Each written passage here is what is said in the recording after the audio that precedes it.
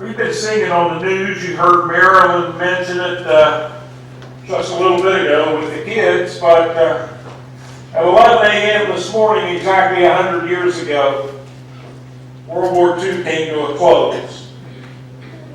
And as she mentioned, it was known as the Great War, the war to end all wars, which never turned out to be true. The war had been raging for 4 years, and it left, can you imagine this? 9 million soldiers dead, and 21 million wounded. Russia, Germany, France, and Great Britain had each lost over 1 million soldiers. The United States suffered 116,000 losses, or about twice the number that was killed in Vietnam. On this day, 100 years ago, the German leaders met with the Allied leaders in a railroad car in France, and they signed an armistice agreement, and World War I was over. And then the remembrance began. 1 year later, on November the 11th, was declared in many countries to be Armistice Day. It became a federal holiday in the United States in 1938, and later, in the aftermath of World War II and the Korean War, the name was changed to Veterans Day. As a child growing up in the Fairmont area, I remember when the veterans organizations used to sell the red poppies to raise money for veterans causes. I can remember going to town with my dad on Saturdays prior to Veterans Day. My dad was a vet, World War II vet. I can remember going to town on Saturdays. We were country kids at the time. Where we used to live isn't country anymore. It's high-tech consortiums and apartments and all this other stuff. What used to be farmers' fields and all that. Nevertheless, we would go to town on Saturdays, and Dad would go to the bank, we would go to get our haircut and this and that, and the vets would be out on the street corners selling their red poppies to support the veterans and efforts. And I can remember my dad always would buy a red poppy, and he would stick it in the buttonhole in his shirt, so it stuck out very prominently. So when we walked down the street, the vet on the next corner wouldn't be trying to sell him another poppy. You know, that was the reason for it. As I grew older and grew up, and I continued the tradition of buying red poppies from the veterans there at Fairmont. I would either twist them around my rearview mirror or stick them up in the sun visor overhead. These red poppies were a symbol of World War I, tied to the poppies that began to grow after the burial of fallen soldiers in Flanders Field Cemetery in Belgium. And the poem In Flanders Field by John McCrae includes these lines.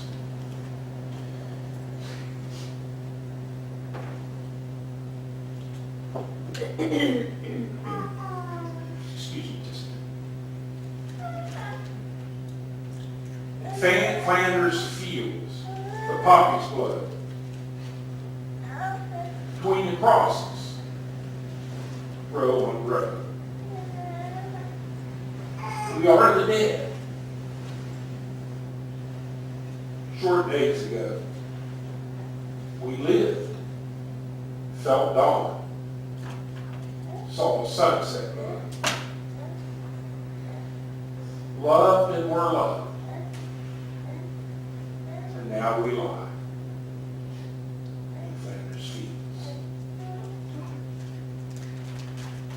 Great Britain and other European countries, 2 minutes of silence are observed on every November 11th. I'm going to ask us to do something that's very difficult this morning. I'm going to ask us to be quiet for 2 minutes. Let's take 2 minutes this morning to remember those who served our country. I had friends who never came back. I had fellow soldiers who to this day carry the scars and the wounds of Vietnam. Let's take 2 minutes this morning to remember those who have served our country. Just think about their sacrifice. Picture this scene. Flanders Field, Poppy's blood, between the crosses, row on out. Let's take 2 minutes.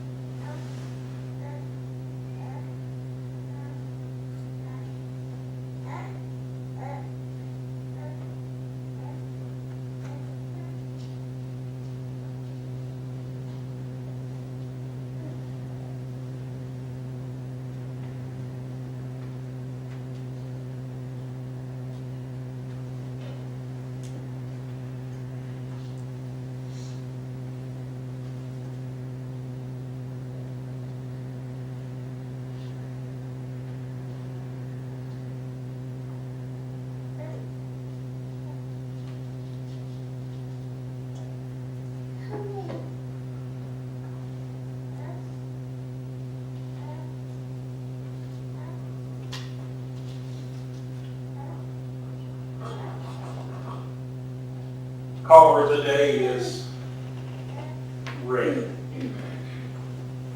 From the poppies at Flanders Field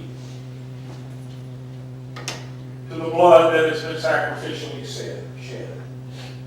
So today we remember the significance of sacrifice. The letter to the Hebrews speaks of Jesus as the one who